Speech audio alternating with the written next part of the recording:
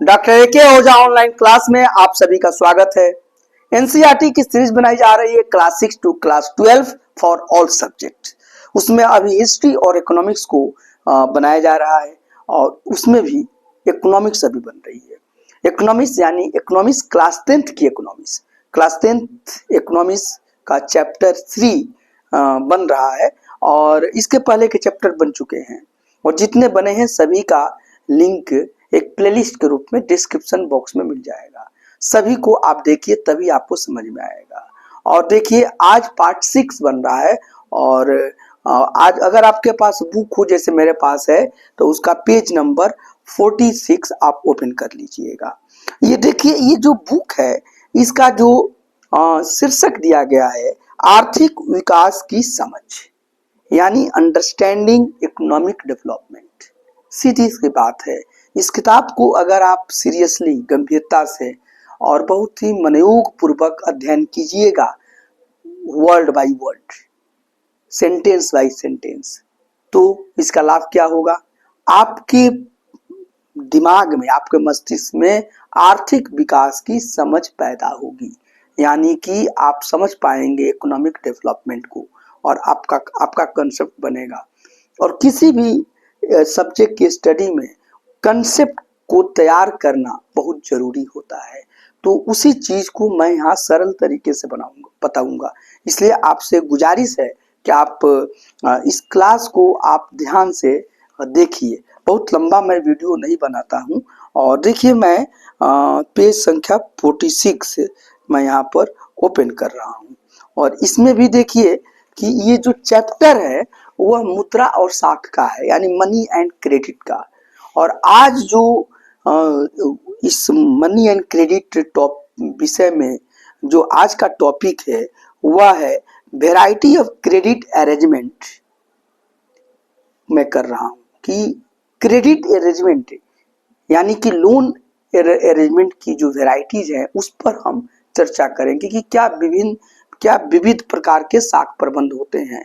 और इसके लिए एक गांव का उदाहरण दिया गया है और एक गांव में हम चलेंगे और वहां पर देखेंगे कि उस गांव के लोग किस तरीके से उधार लेते हैं और कैसे चुकाते हैं, या किस तरीके से क्रेडिट का प्रबंध करते हैं। क्रेडिट का सीधा अर्थ आप लोन से या उधार से आप लगाइए।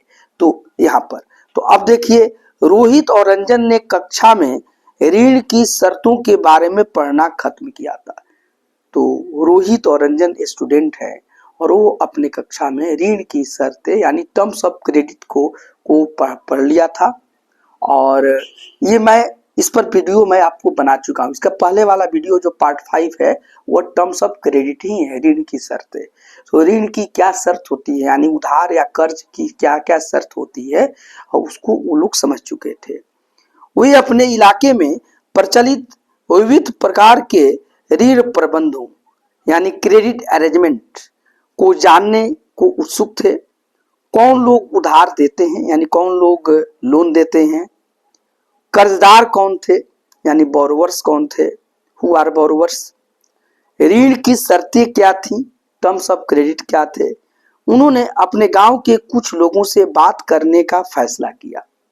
आगे आप उनका लेखा जोखा पढ़ सकते हैं। तो यहाँ पर उसी का लेखा जोखा है।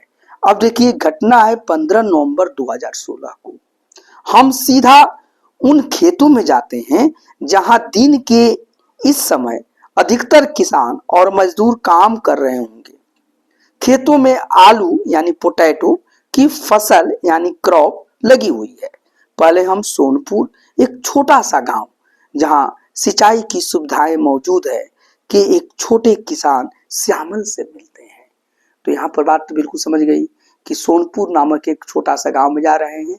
लेकिन सबसे ध्यान देने की बात है, नोटिसेबल थिंग है, वहां पर इरिगेशन फैसिलिटी है, सिंचाई की सुविधा है। वहां पर श्यामल नामक एक छोटे किसान से हम बात कर रहे हैं और यहाँ पर आलू की खेती की फसल लगी हुई है। अब देखिए श्यामल का कहना है कि उसे अपनी 1.5 एकड़ यानी 1.5 एकड़ जमीन को जोतने के लिए हर मौसम में उधार लेने की जरूरत पड़ता है। कुछ साल पहले वह एक गांव के महाजन, महाजन यानी कि जो जो पैसा देता है, सूद पर जो पैसा देता है, जो मनी लेंडर जो है, तो गांव के महाजन से ऋण लेता है। ऋण मतलब कि कर्ज लेता है, ठीक है, जिस पर उसे 5% मासिक ब्याज देनी पड़ती है। उस पर उसे 5% मंथली इंटरेस्ट पे करना होता है। अब देखिए 5% मंथली, ध्यान दीजिए, और साल में कितने महीने होते हैं? 12 महीने होते हैं। तो साल में उसको कितना देना पड़ेगा? तो 5% एक महीने में, तो 12 महीने में, तो 5 में 12 से गुना मल्टीप्लाई कर दीजिए, गुना कर दीजिए, तो 60 हो जाएगा। तो सालाना 60% वार्षिक, माने 60% वार्षिक उसको सूद देना पड़ता है। ये बहुत हाई रेट की सूद है।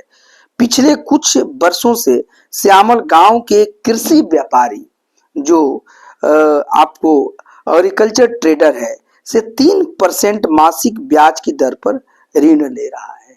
अब श्यामल जो है उसको लगा कि बहुत ज्यादा है, तो वह एक कृषि व्यापारी के पास अप्रोच करता है। वह बोलता है कि मैं तुमको 3% मासिक ब्याज पर दूंगा।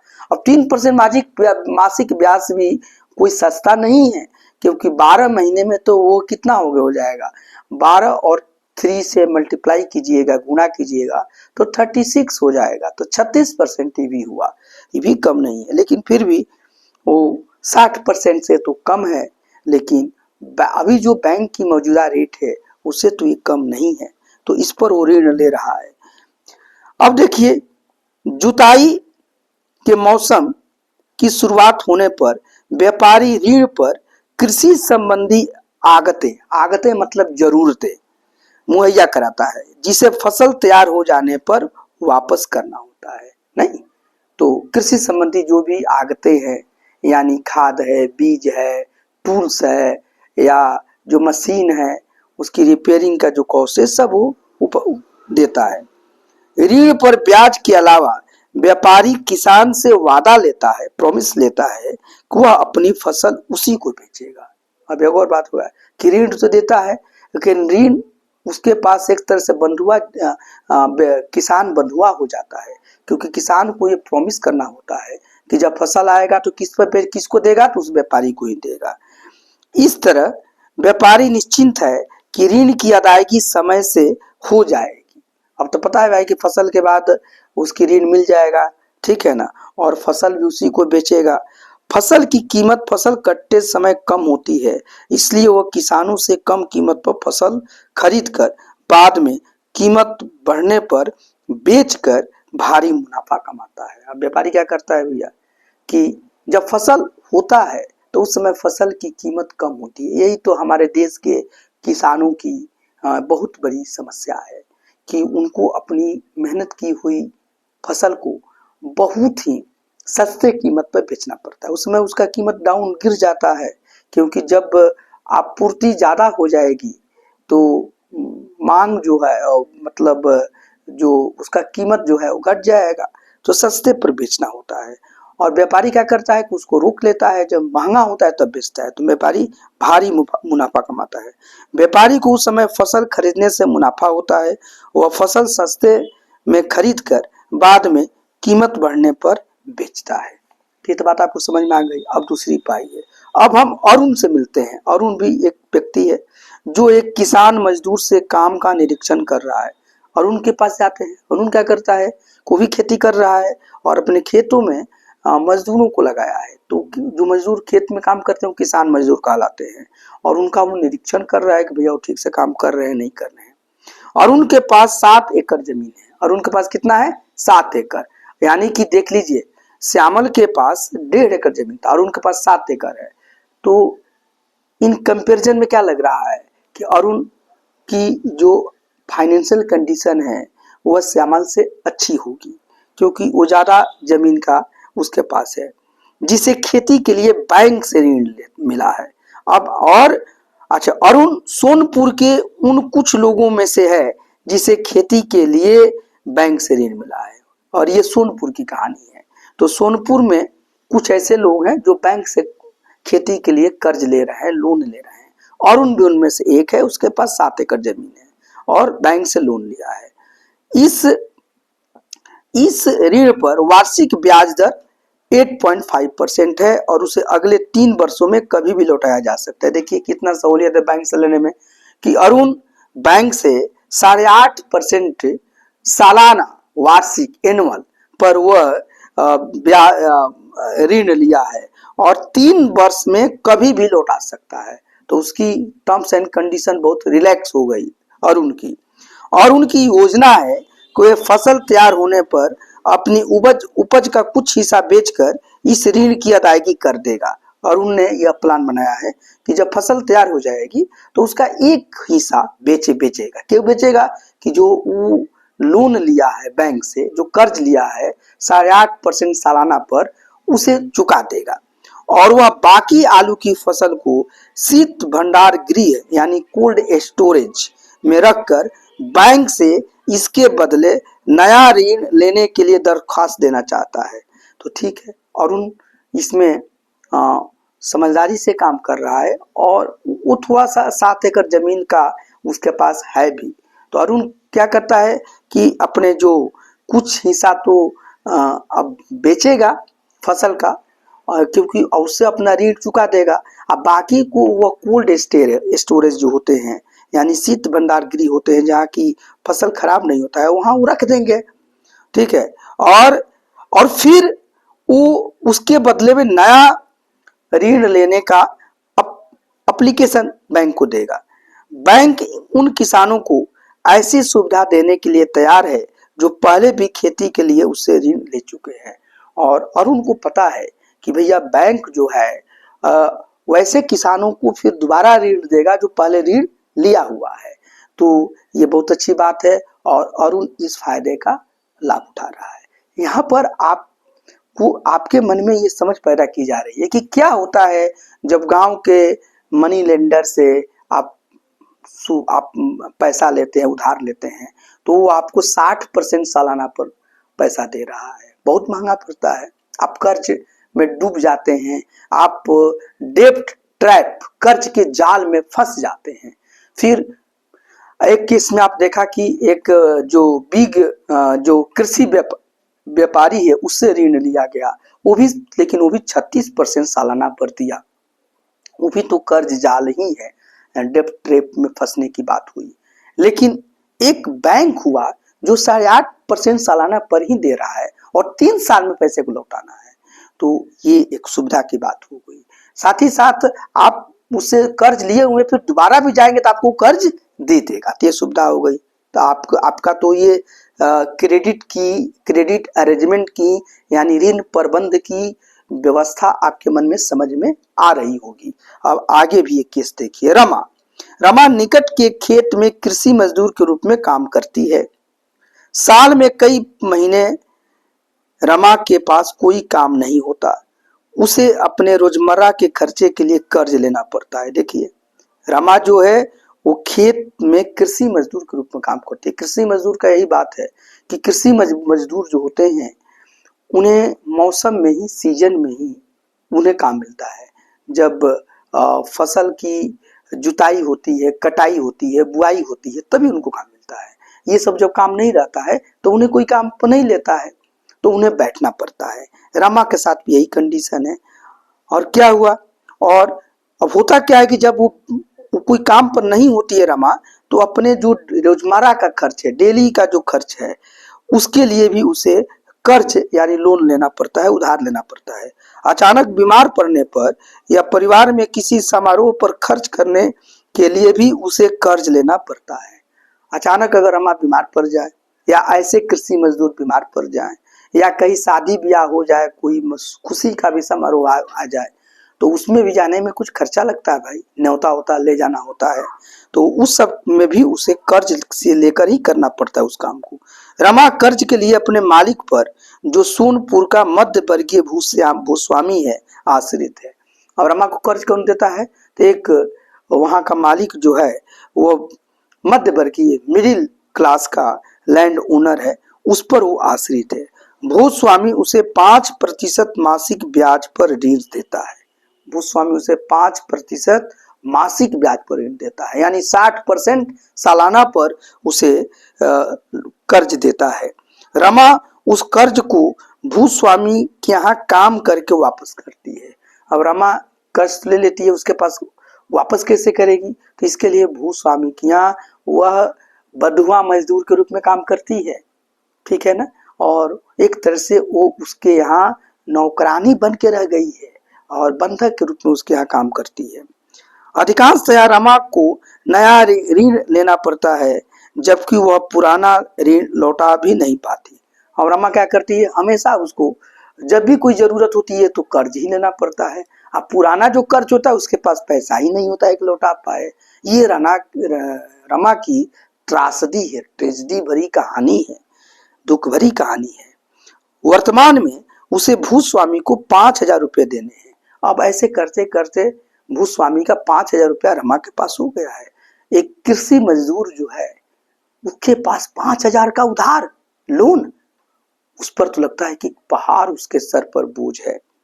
यद्यपि भूस्वामी उसके साथ अच्छा व्यवहार नहीं करता, फिर भी वह उसके लिए लगातार काम करती है ताकि आवश्यकता पड़ने पर उसे ऋण मिल सके। जो भूस्वामी है उसके साथ बढ़िया बिहेव नहीं करता है, फिर भी रमा जो है उसके यहाँ लगातार काम करती है। और क्यों? क्योंकि उसको मन में ये एक तरीके से आशा है कि जब भी जरूरत पड़ती है तो उसको ऋण या उधार यहीं से मिलेगा। रमा हमें बताती है कि सोनपुर में भूमिहीन लोगों के लिए ऋण का एकमात्र स्रोत भूस्वामी नियोक्ता ही है। और रमा ये बताती है कि सोनपुर में जो भी यहाँ पर भूमिहीन लोग हैं, जो लैंडलेस लोग हैं, उन्हें अगर कर्ज लेना है तो वहाँ के जो लैंड ओनर हैं वही है लैंड ओनर एम्प्लॉयर जो हैं, यानी कि उनके पास लैंड है और उनके यहाँ उनको वही काम देते हैं और अपने यहाँ काम करवाते हैं और पैसे उसके बदले में पैसे दे देते हैं, ठीक है, और वो भी कर्ज के रूप में देते हैं। तो ये कहानी है। ये मैं कहानी बता रहा हूँ सोनपुर गांव की, लेकिन सच्चाई तो यह है कि ये सिर्फ एक सोनपुर गांव की कहानी नहीं है, ये भारत की हर गांव की कहानी है। भारत एक कृषि प्रधान देश है और भारत गांवों का देश है। और हर गांव में आप जाइएगा और जहां भी इस तरह के छोटे किसान हैं या कृषक मजदूर हैं, उनकी यही राम कहानी है और वो इसी समस्या से जूझ रहे हैं। और जब तक आप जैसे लोग इन सब बातों को नहीं समझिएगा, ठीक है, उसके लिए मैं बार बार गुजारिश करता हूं कि आप इस पुस्तक को जो मैं पढ़ा रहा हूं उसको ध्यान से सुन लीजिए। और क्योंकि आप ही कल के भविष्य हैं, कल आप कुछ बनेंगे तो आप संवेदनशील रहेंगे और गांव के जो छोटे किसान हैं, जो मजदूर हैं छोटे, उनके प्रति आपके मन में काइंडनेस रहेगा, दया भाव रहेगा और इसके लिए आप कोई उपाय सोचेंगे। तो जब आप समस्या को जानेंगे तभी तो उसका कोई समाधान खोजेंगे। इसलिए इस तरह की समझ पैदा होना आपके में जरूरी है। अब आइए लोन फ्रॉम कोऑपरेटिव, एक और टॉपिक है, ये लास्ट है कि कोऑपरेटिव से कैसे लोन लिया जाता है। कोऑपरेटिव को सहकारी समिति कहा जाता है। तो सहकारी समितियों से ऋण, बैंकों के अलावा ग्रामीण क्षेत्रों में सस्ते ऋण का एक अन्य स्रोत सहकारी समितियां हैं। ये एक अच्छी बात है कि बैंकों के अलावा जो भी ग्रामीण क्षेत्र है, रूरल एरियाज है, वहां पर चीप लोन के लिए यानी सस्ते ऋण के लिए आपको सहकारी समितियां होती हैं। सहकारी समिति के सदस्य अपने संसाधनों को कुछ क्षेत्रों में सहयोग के लिए एकत्र करते हैं। कई प्रकार की सहकारी समितियां संभव हैं, जैसे किसानों, बुनकरों एवं औद्योगिक मजदूरों इत्यादि की सहकारी समितियां।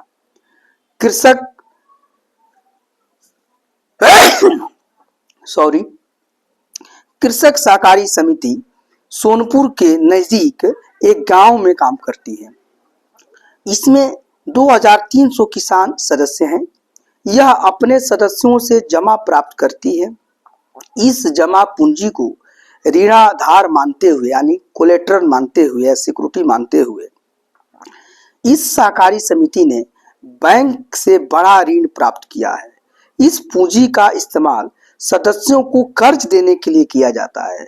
यह ऋण लौटाने के बाद कर्ज का दूसरा दौर शुरू किया जा सकता है।